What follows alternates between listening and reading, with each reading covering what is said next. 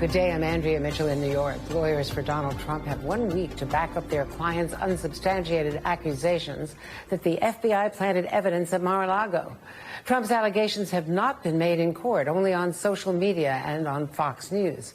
But now Special Master Judge Raymond Dearie is telling Trump's lawyers this is their, quote, final opportunity to raise any factual dispute as to the completeness and accuracy of the detailed property inventory.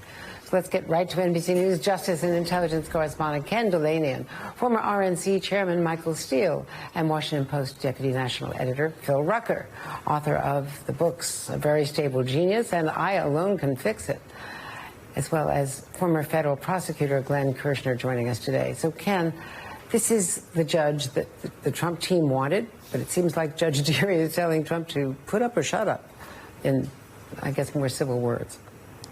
Absolutely right, Andrea. You have to wonder whether the Trump team is second-guessing their decision to put Judge Dearie forward. He's really stuck it to them here. He didn't have to do it exactly this way. He was under instructions from Judge Aileen Cannon to come up with a detailed inventory that all the parties can agree on what exactly was seized at Mar-a-Lago. And in so doing, he is essentially, as you said there, told the Trump team to put up or shut up, or speak now or forever hold your peace on this question of whether you say that evidence was planted. And as you, of course, laid out, Trump lawyers and Trump himself have made these allegations and insinuations in various forums and media forums, but never in court and never in any legal pleading where there are professional consequences for lying or making baseless claims without evidence. And so now they have a chance, if they believe that evidence was planted or have any way to prove that, they can tell the special master about that. And if they don't, then it's going to be really hard for them ever to make that claim again in court.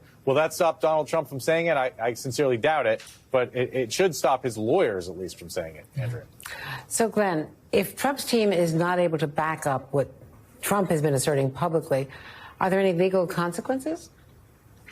You know, there are, Andrea, and Judge Dearie has now asked for two things from the Trump team, and both of those things have the potential to hurt Donald Trump's litigation position in the future. The first, Judge Dearie said, I need you to certify what documents, if any, Donald Trump declassified. To my surprise, the Trump defense team responded by saying to Judge Dearie, no, which is not something we often hear federal judges being told. And they said no because they didn't want to damage any future litigation position in the event Donald Trump is indicted. And now Judge Dearie has done it again. He said, I need to know if you're claiming the FBI planted any documents. That's an appropriate thing for him to ask because he has been tasked with reviewing the documents that were taken from Donald Trump and seeing if there might be any privilege attached. Well, if the Trump team says, you didn't actually take this batch of documents from me, the FBI planted it, well, then there's no need for Judge Dearie to review that batch of documents. But, you know, the Trump team has got to be asking itself, one, was this a smart ask? Because it doesn't look like we're getting anything out of the special master review, but it does look like it's hurting our litigation position in the future. You even have to wonder if they're contemplating withdrawing their request for a special master, because Judge Dearie also said in this most recent order that I'm thinking about holding an evidentiary hearing regarding these claims that you're making about declassification and the FBI planting information. And the last thing Team Trump wants is to have to be involved in an evidentiary hearing on these matters. Boy, oh boy, Phil, I mean, this is classic Donald Trump going on Fox News, going on his Truth Social, and really messing up his legal position. You got to feel for his attorneys. You do, Andrea, and it, of course, fits a pattern that we've seen over the years with Trump, where he goes in his public commentary far beyond what he's sort of willing to say in court and what his lawyers will argue in court. That's because in public he says things that don't always have a basis in fact. There's simply no evidence to support his accusation that the FBI planted evidence at Mar-a-Lago, at least no evidence that we've seen. And now, of course, he's being challenged to present that in a legal proceeding, and it's unclear if he'll be able to back that up in any way. I mean, for the fact that the lawyers, in fact, had in court made claims. They didn't make all of the claims that he made, certainly, but they had made claims and made suggestions that the FBI affidavits could not be trusted, which is, of course, something that Judge Cannon, the judge in Florida, then jumped onto, Michael Steele. But the other thing that was just extraordinary was Donald Trump relitigating 2016, not 2020, on Hannity the other night. I want to play a little bit of sound of Trump's interview on Fox and what he had to say about Hillary Clinton's emails. There's also a lot of speculation because of what they did, the severity of the FBI coming and raiding Mar-a-Lago. Were they looking for the Hillary Clinton emails that were deleted, but they are around someplace? Were they looking for the spying on Trump's? You had it. No, they may be saying, they may have thought that it was in there. So Hillary Clinton's deleted emails from 2016 or 2015, actually, were somehow hidden in Mar-a-Lago, and that's why the FBI raided? Michael?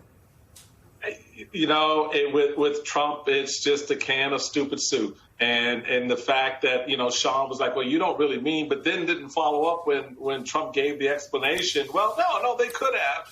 Just tells you just how just far out there this is. Look, this is all about sticking stuff on the wall and seeing what will eventually hold its place for Trump. You try to confuse the conversation. You try to mix up the facts. So to your point about the lawyers, I don't feel bad for those lawyers. If they're smart, they got their $3-4 million up front, you know. And if they're that dumb to take on this client, then I was being sarcastic. Oh, I know you were. Michael. I know you were. But I just didn't want to be polite about it, because that's the problem. Everyone's polite when it comes to the crazy stuff that Donald Trump is doing. We saw that in an interview with Sean Hannity. Sean Hannity knows that the word at Fox now is a change order on how they are dealing with Trump. And so that you're beginning to see politically, you're beginning to see it somewhat in the media, and that's because this is not sustainable. As my three colleagues have aptly pointed out through their journalistic work, that this, in their legal analysis, is that this is a tough spot. You have a special master who's not acting in a special way for Trump. He's actually doing the job. And so, yeah, there may be some regret there, because they thought, well, you know, this is a nice, strong conservative of you know, he's going to be right on the same page. Well, he's a judge, federal judge. He knows what the game is. He was a Pfizer judge, so he understands what national security evidence requires, and he is fulfilling his responsibility. He's not doing what we've seen others do in the past, and that's give Trump the lanes that he needs to create as much confusion and noise as possible. Glenn Kirshner, a very quick legal question. Is it unlikely now that Trump would appeal the 11th Circuit decision by 2 out of 3, Trump judges? Unlikely that he would appeal that because Judge Cannon amended her ruling already.